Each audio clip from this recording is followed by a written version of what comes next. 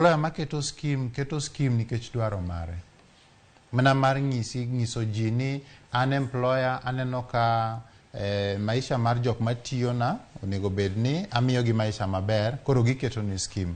Lakini kitiyo na employer maonge scheme, ng'eni employer ni kaka kambi wuon ni ok bi retire, ine mibro retire. Mangiso ni dwar nafas mar dhi yudo individual pension scheme kata personal pension plans ka mondi ketie pesani. Makiketo pesani kanyo ibro kuno kendo pesani bro bedo invested. Banki se retire kacha tibro yudo ka nitie gimoro mani kano mabro konyi e higni mabiro ka. Makiki ng'ini ano kanyal keto gimoro nikech ng'ama tiyo ne onge gi scheme. Individual schemes nitie maka ng'ato dwaro kotami ahinya to biirwa wan zamara. Ato mana kaka iwacho ni kambi ok retire, in kaka ng'ato ine mi retire. To kuom wacha diera ok wanyal ng'eyo mag piny ng'eny.